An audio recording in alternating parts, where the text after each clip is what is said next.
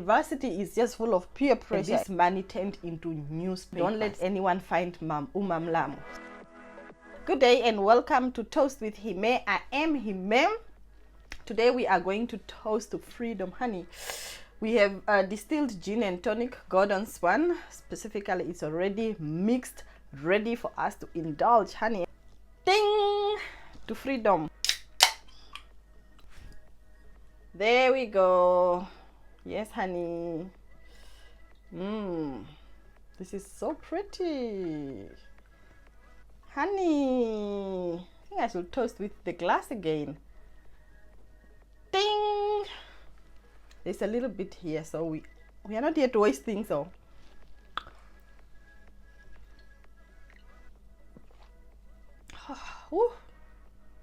Nice and cold, guys.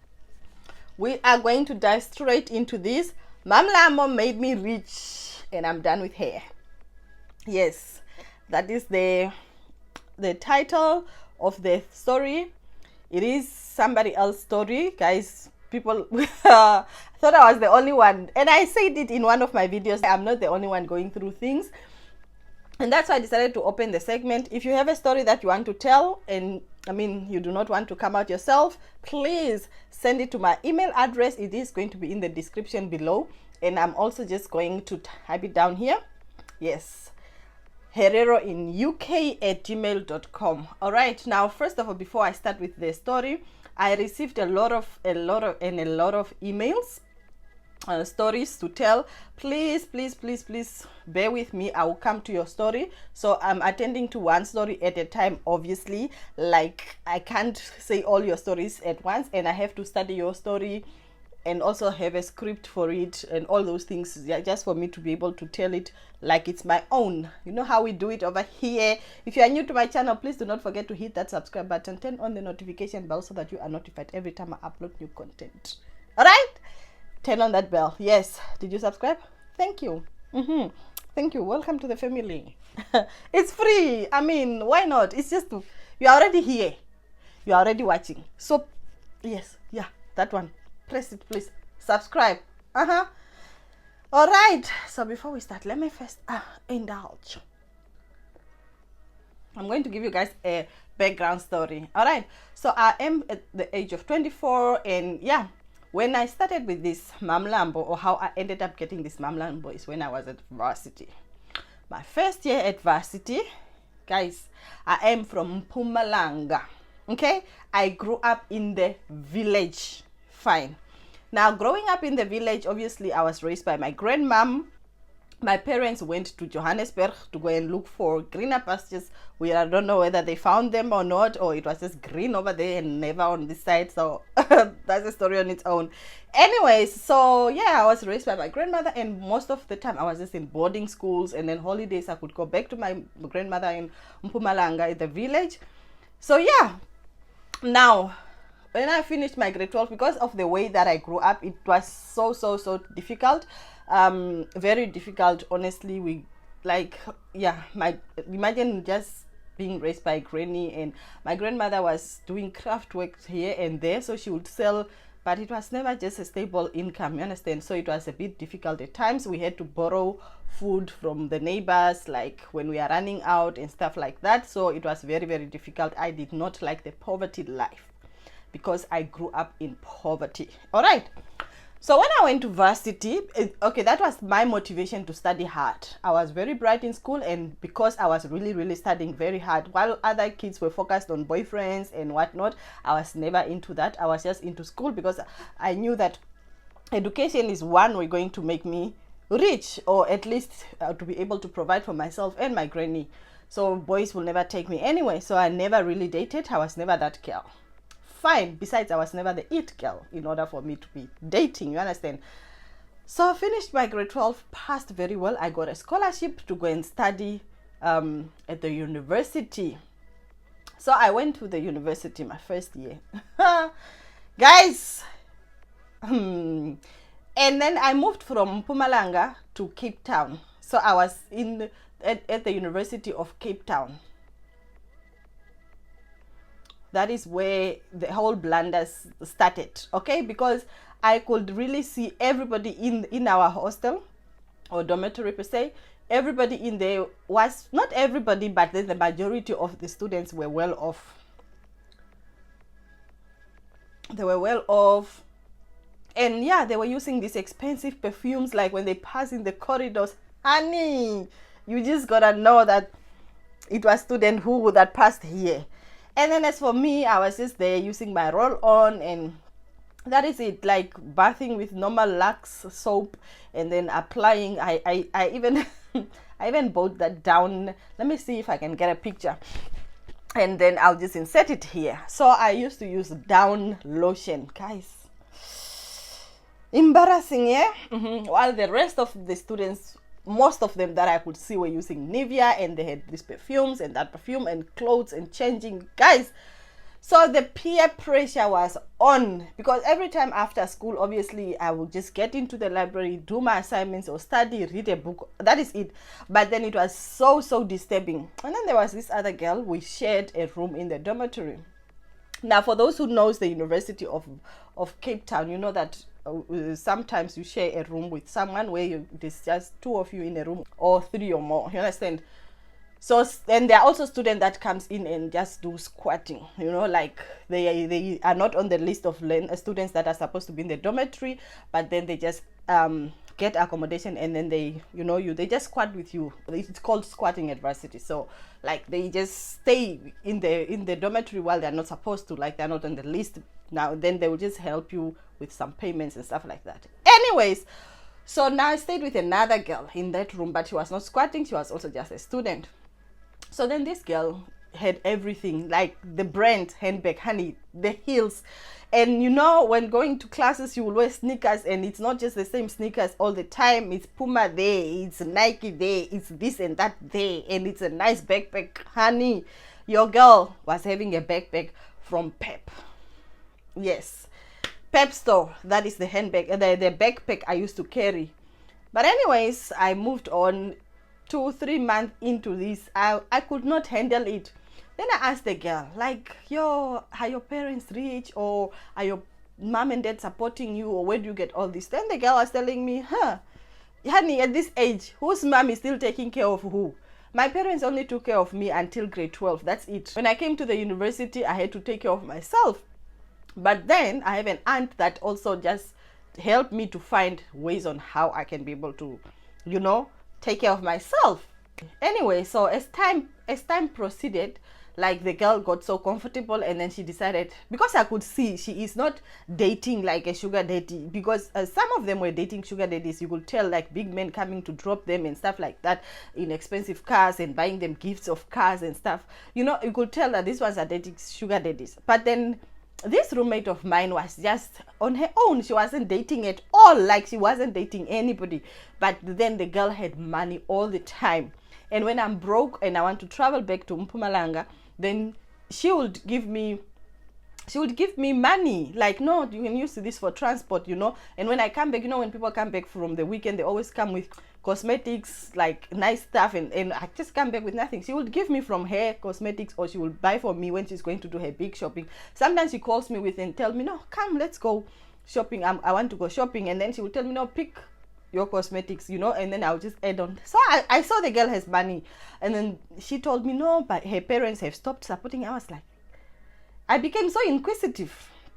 And then she told me, okay, no, I don't have a problem telling you, but just promise me one thing. You know, I'm not going to tell you and then you don't do it. At the end of the day, you are going to be talking about me on campus, which I don't want. So when you are really ready for this kind of information, just let me know, and then I'm going to share with you. You know, I will tell you exactly what it is that I do and how I do it. So please just bear with me. And then she's like, oh, okay. And then I told her, no, I don't have a problem. As long as it involves me making money, because I really need to support my grandmother as well, because she's struggling. The little that she gets, sometimes she save it up for me so that she can pay for my transport and stuff like that. And she has been doing this for a very long time, you understand? So I need to help her somehow. And if it's a way, if there is a job that you are doing or something that you are doing in order for you to end this, please let me know. All right, then this girl was like, okay, no problem.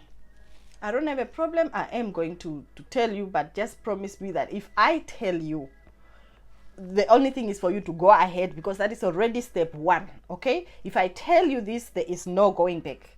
If I tell you my information, where I get the money from, it means you are going through with the process, period. So make up your mind before you hear the story, because I do not want you to talk about me or to talk about this thing, because these things are very, very dangerous. So it's things that you may not speak about. Fine. Ask myself, do I want, because obviously I'm not popular to have friends, and people don't have time for me. Like, where do I go around telling people about what? So either way, I still want the money. I still need the money, because at this stage in time, my grandmother is really suffering, and I'm also struggling, and varsity is just full of peer pressure and everything. So took a couple of days, and then I went back to her, and then I told her, Rumi, that story, I think I'm ready. And then she said, okay, if you're ready, it's not a problem. Let's go and sit at the restaurant. I'll pay, don't worry. We went to the restaurant. Hey, honey. Well, there was a cafeteria at the university. We didn't go to that. We drove out. She had a car. To be specific, she had a BMW. Yes, a white one, beautiful car. I don't know the model and everything, but it was a BMW. Very clean, very neat, very beautiful, very, very neat. Okay, fine, we went. When we got at, we just went at the shopping mall and at the restaurant that is in the shopping mall. So we went, we sat, we had our meals, and then she told me, are you sure you are ready for this? You will never go broke. Never, ever. From the day that you take this step till the day you die, you will never go broke. And then I was like, oh, that's good. And she also explained to me that no, once you take this step, whatever it is that you want, you will get. If you want a man, whatever type of man that you want, you will get. If you want whatever you want to pass in school, you don't have to study hard or anything. You still get your A grades and distinctions and whatever, you still pass. Anything you want, you will get, but you just have to keep it a secret. I was like, it's not a problem, because I don't know people, so I don't worry about keeping a secret, because I really don't know people. Then she said, no, if you want fame, like you want people to know you, you will be known, and at the end of the day, you will end up telling this to people. Do not tell people. I am not going to tell people, so yeah, don't worry about that part. Fine. Then she told me, okay, I'll call my aunt and let my aunt know, like, no, there's a girl that wants this and that, because my aunt actually knows exactly this place. I've not been there in a couple of years, so I might not know the exact location, and my aunt is the one that took me. So she went with the phone. She left me at the table. She went to the bathroom. She made the phone call to her aunt. They spoke, and then she came back. She's like, no, my aunt is down for it. She said it's not a problem. So now, when are you ready? I say, money, I'm ready whenever you are ready. Then she's like, okay, no, it's fine. It's better we just go now, because we are done with classes, so we can drive even now. Are you sure you are ready? Then I said, yes, I am. We drove. Port Elizabeth, Benekant. We got in, met the aunt, elderly lady, but not too old, Yeah, maybe she was just in her 50s or so. She told us, okay, fine, let's proceed. We didn't take long. They spoke with her aunt. They went there. They left me in the car. They spoke privately, and then they got back. We drove. My friend, this place where we went, the rich, the famous, they are there. The ministers, the artists, the celebrities, I found them there. I found cars, guys, cars. When I say there's car in small letters, and then there's cars with capital letters, real cars, my friend. Packed there at this place, this just a head, it's made of hearts, it's just a typical South African house, it's just but the cars, the queues waiting to get the services. Some people were even overnighting there. I don't know what it is that they were doing to get, because there is apparently some treatments where the girl was explaining to me. There are some treatments. The treatment might take the whole weekend. so you have to stay there and stuff like that. But then it's for different things. Maybe you want promotion, or you want to get to be famous, or whatever. You want to become a pastor. Yes, if you want to become a pastor, they were going there as well, so that people can be coming to your congregation. She was just explaining a lot of things. But anyways, and that is not why I went there. For me, it was just my bank. That is it. I didn't care about the rest of the things. I just wanted to improve the bank status, the way that my bank was. So fine, we waited until it was our turn. We got in, met this sangoma lady, and then she was like, explaining, she was telling me, no, from here onwards you become a different person. Here are some herbs, we need to wash you in these herbs, you need to undress, and then we need to make the room dark. Guys, I'm getting into it, all of it, dishing it, all of it, honey. I'll give it to you, all of it, how it happened. So fine, now there was money involved, but then my friend was already like financially prepared to assist me, okay, that part. So because he knew already that I don't have money, even if they ask for any money, I won't be able to provide. Okay, so then he took a 200 rand note. She had actually like a heap there in front of her, guys. Okay, there was a heap in front of her, a heap of different things. Okay, there were some skulls there, some bones there, some stones, some what, and a black cloth and a white cloth, and there were just a lot of things. Okay, just in front of the sangoma, and I had to sit the other side of the sangoma. So like opposite the sangoma, the aunt and the girl were also sitting next to me there. Then we had to clap. Yes, I gave the 200 note because the girl gave me the money, so the money has to be from me to them, so it doesn't matter where exactly the source of income was. So then I gave her the 200 note. Then she took this 200 note, she put it there, and that time, guys, first of all, the room was made dark. Like every corner where there was, sometimes when you are in this hut, I don't know, for those that have been in huts, this African hut, there will be a part where there is light that is shining through. Okay, so now in that hut there was a bit of light shining through. She made sure she put in something there, like she stuck in some cloth there, making sure the room is completely dark. The room was completely dark. And then I had to undress myself the way I was born. At that specific time, we were clapping. I don't remember what exactly we were calling, but we were calling something. Okay, we were calling something, and then we were clapping, and then she kept on talking. Okay, and she was talking to, I don't know whether it's the dead, the ancestors, only her knows. And then my friend and the aunt kept on clapping, and for me as well. So I took off everything, and then the initiation began. She lighted the candle. When she lighted the candle, my goodness, there was a lot of money in a box. Lots and lots of money. I only gave her 200 note, and then there was a lot of money in the box. And then she's like, no, that is yours.